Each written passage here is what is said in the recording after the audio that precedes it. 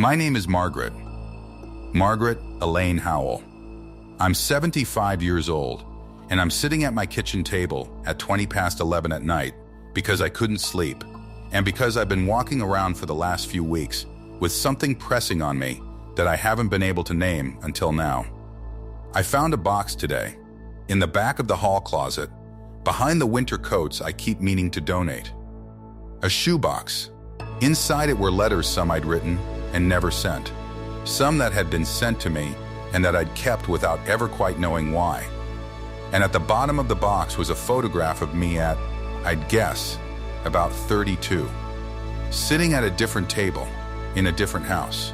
Smiling, I stared at that photograph for a long time, and what I felt wasn't nostalgia. It was something quieter and more uncomfortable than that. I kept thinking, what were you not saying? I grew up the second of 4 children in a house in western Pennsylvania. My father worked at the mill. My mother did everything else, which was considerable. We weren't unhappy. But we were a family that understood, without anyone ever saying it plainly, that the way you kept a household running was by not adding to its weight. You didn't bring your trouble to the table. You finished what was on your plate. You said please and thank you, and you did not make a fuss. My mother wasn't cold. I want to be clear about that. She was warm in the way she knew how to be warm. She'd press her hand to your forehead when you were sick. She'd sit on the edge of the bed sometimes and hum. But when something was wrong, really wrong, the expectation was that you found somewhere quiet to put it, and you left the house undisturbed. I became very good at finding quiet places.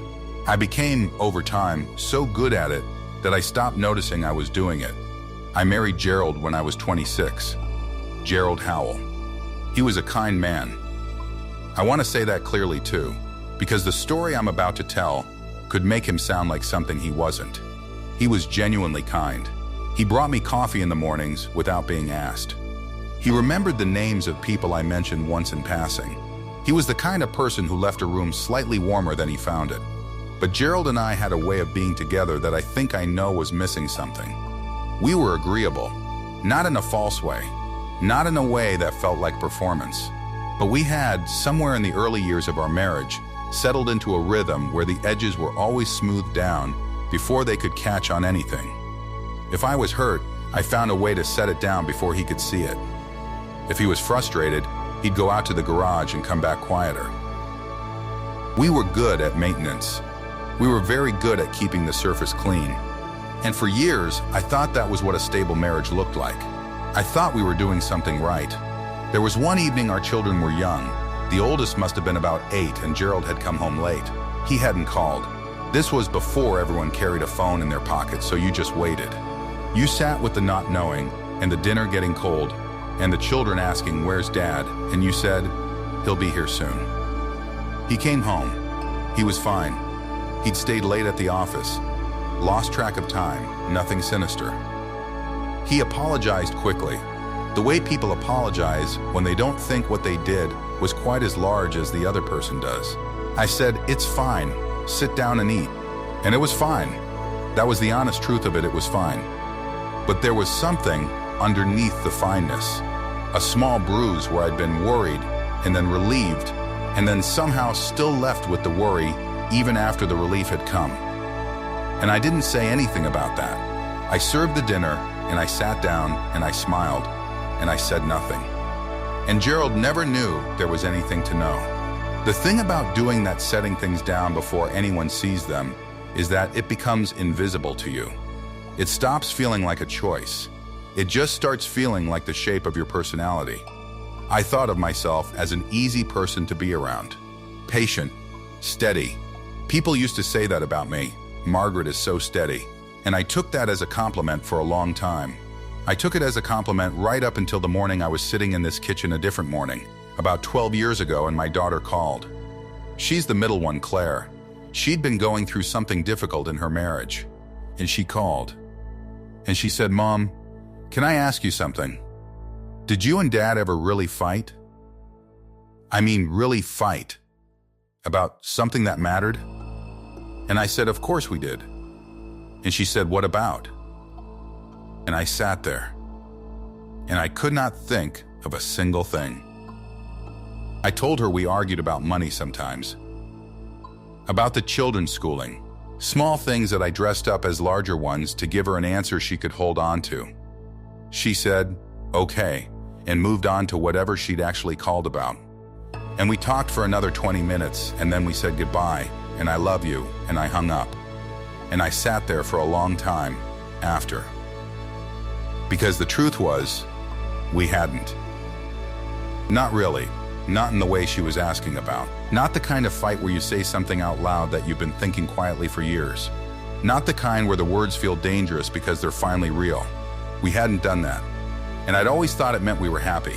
I was starting to wonder, that morning, if it meant something else. My mother died at 68. A stroke. It was fast, which was both a mercy and its own particular grief, the kind where you're grateful they didn't suffer, and bereft that there was no time to say anything you'd been postponing. I was 38 when she died. Gerald and I drove down, and I helped my father with the arrangements, and I did what needed doing. And I held it together the way I'd always held things together. And at the reception afterwards, someone said to me, "You're so strong, Margaret, your mother would be proud." And I smiled and said thank you.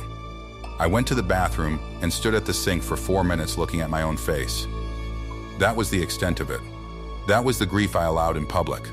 What I didn't know then, what I only started to understand much, much later, was that my mother had spent her whole life doing the same thing I was doing. I found out from my aunt, her younger sister Barbara.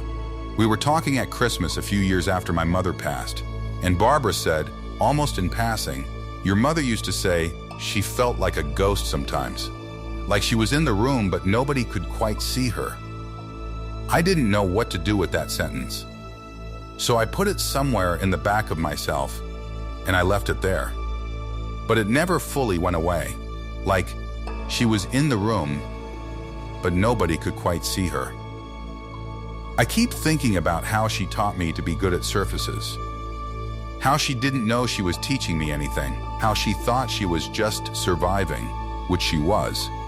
And how I watched her survive, and I thought that was what women in houses did. You kept the surface intact, and you found quiet places for everything that didn't fit. I don't think she knew what she was passing down. I don't think I knew I was receiving it. Gerald got sick when he was 69. It was his heart. He had a procedure, he recovered, and then 4 years later there was more, and the recovery was slower. And then 3 years after that, he died. In March, on a Tuesday, in a hospital room that had a window that looked out over a parking structure. I was with him. I was holding his hand. I had been with him for 43 years. And in the days and weeks after, people kept asking me if I was all right, and I kept saying yes. I'm all right. I'm managing. I'm fine. And the strange thing was, and I don't know how to explain this exactly, the strange thing was that I wasn't performing it. I genuinely felt fine in a way that frightened me. I'd been so well trained and fine that I couldn't find the thing underneath it anymore. It was like reaching for something on a shelf and discovering the shelf wasn't there. I'd been putting things down in quiet places my whole life, and now I couldn't find them. About a year after Gerald died, I started sleeping badly. Not dramatically, I wasn't falling apart, just lying awake at odd hours, the way I am tonight. And in those hours, I started having this strange experience of remembering things I hadn't thought about in decades. Not the big things, the small ones. A conversation at a dinner party in 1987 where someone said something dismissive about something I'd made, and I'd laughed along with the table. The time my oldest Daniel was about 14, and he came to me with something I can't even remember now what it was, and I'd said, "Don't bother your father with this, he's tired." And then I'd also, quietly, not quite addressed it myself either, just redirected him and then tidied up the moment and moved on. The time a friend of mine, Rosalie. I haven't spoken to Rosalie in years, the time she was going through something, and I could see it on her face, and I said, "You seem tired. Are you getting enough sleep?" Because it was easier than saying something is wrong with you, and I'm asking what it is. These small rooms, these hallways I walked past, I'm not telling you this because I think I wasted my life. I want to be careful here, because that's not what this is. I had a life that had real things in it. I raised 3 children who are decent people. I was married to someone I genuinely loved. I had friendships. I had work I cared about for a while. I had years that felt full in the way years are supposed to feel full. But I also spent an enormous amount of that life becoming invisible to the people who were right next to me. Not because they didn't want to see me, but because I'd gotten so good at being the kind of person who didn't need anything, who wasn't a burden, who kept the surface smooth. I'd gotten so good at it that the real texture of me was almost entirely private. And then Gerald died and the house got quiet, and I realized I was the only person who had ever fully known what that texture was. I had been my own secret for 40 years. My granddaughter came to visit last spring. She's 19. Her name is Lily, and she is nothing like me, not in the ways that matter. Anyway, she comes in and she fills a room, not loudly, but fully. She says what she's thinking. She says, "I don't like that, and that hurt my feelings, and I changed my mind about what I want," with this ease that I still find slightly disorienting even after all the times I've watched her do it. She asked me once, she said, "Grandma, did you always know what you wanted?" And I said, "I thought I did." She waited, because she's one of those people who actually waits. She looked at me and she didn't fill the space. And I sat there and I realized I was about to say I'm fine in some disguised form. And I stopped myself. I actually stopped myself. Maybe for the first time in years. I said, "I think I spent a lot of time wanting things I never let myself say out loud." She nodded slowly. She said, "Yeah, I can see that in you sometimes." I was startled. Not hurt, just startled. Because I'd always thought I was invisible in a way that meant no one could see anything. But she saw it. She saw the shape of what I'd been withholding, even if she couldn't name all the contents. I didn't know what to say. So I said, "I'm working on it." She smiled. She said, "Good," and that was that. We went back to our tea. But I've thought about that exchange almost every week since. The photograph I found today, the one at the bottom of the shoebox, I've been looking at it on and off all evening. The woman in it is smiling, yes, but now that I look more carefully, she has the posture of someone who is very gently making herself smaller. The way you do at a table when you're not sure if you're allowed to take up the space you actually take up. I was 32. I didn't know I was doing it. I didn't know it had a name. I spent the next 4 decades not knowing it had a name, just doing it, and calling it being easy to be around, and calling it keeping the peace, and calling it being steady. And I don't know exactly when I started to understand that some of what I'd called steadiness was actually absence. Not peace, but the performance of peace. Not ease, but erasure. My mother taught me. Her mother probably taught her. No one's fault and no one's intention. And a very long chain of women who learned to be good at surfaces because the alternative felt like too much to risk. What I wish, and this is the part that sits heaviest in me, on these nights when I can't sleep and I end up at this table, what I wish is that I had understood earlier that the people who loved me could have handled more of me than I gave them. Gerald could have. I believe that now. He wasn't fragile. He wasn't asking me to manage myself for his sake.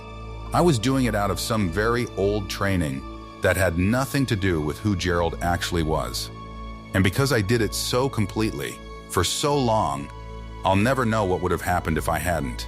If I'd walked into more of those rooms. If I'd let the texture show.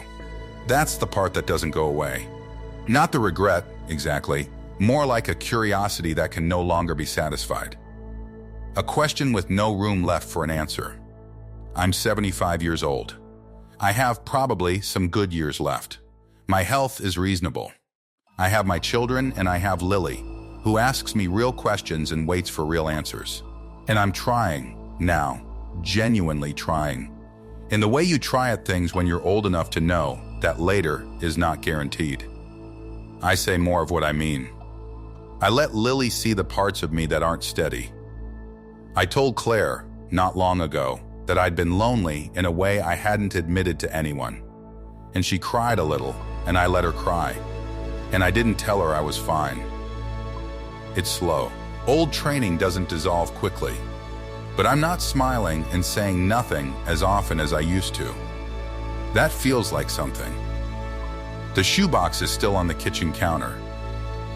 The letters. The photograph. I'm going to go through it properly tomorrow, in the daylight. Read the letters I never sent. I have a feeling I'll recognize the handwriting of the woman who wrote them, but not quite the voice. Not quite the things she was willing to say on paper that she put away instead of mailed. I'm looking forward to meeting her again. If you've made it this far, thank you for sitting here with me tonight. I know it's a quiet kind of story, nothing dramatic in it.